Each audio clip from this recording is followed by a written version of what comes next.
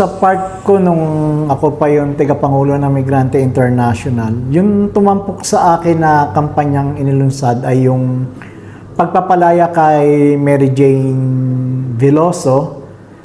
Kakaiba siya kasi meron lang kami maiksing panahon para ihanda ang isang kampanya mula sa local, national hanggang sa international arena, no? Kakaibahan nito yung mabilis na pagtugon ng mga chapters sa Pilipinas, maging ang mga chapters sa ibayong dagat. Yung mabilis sa unification. Ito yung pagpapakita ng lakas ng ating alyansa. Yung mabilis na tugon at mga aksyon sa kanilang mga bansa at mga area of responsibility. Siguro yung malinaw na resulta ay yung hindi na isa lang si Mary Jane sa firing squad o nailigtas natin sa tiyak na kamatayan. Kumbaga, yung gobyerno ng Pilipinas on that time ay sumuko na. Sinasabihan na kami na tanggapin na lang yung kahinatnan ni Mary Jane. Ginawa na nila lahat ang effort. Ginawa na raw nila lahat ang pamamaraan.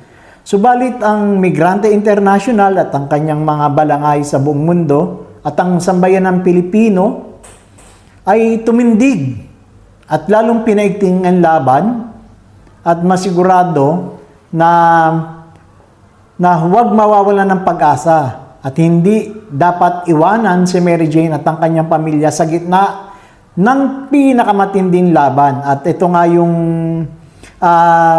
na nagresulta ng mabilis din na pagtugon. Siyempre, kombinasyon naman to ng legal, tsaka ng pakikibakang parlamentaryo.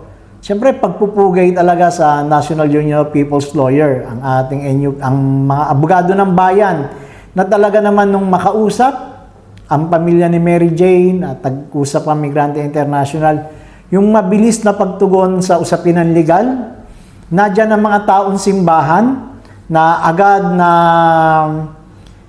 tumugon din sa panawagan para sa maraming bagay na pangangailangan namin on that time. Yung accommodation lang ng buong pamilya Veloso.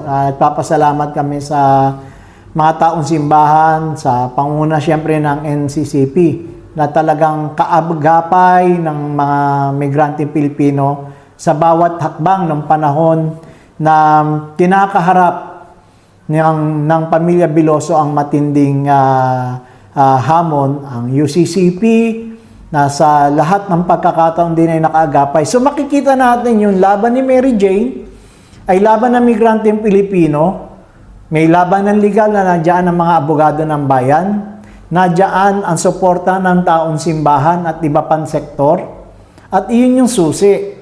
Bakit sa kabila ng frustration na kukuha natin sa mga balita, sa kabila ng mga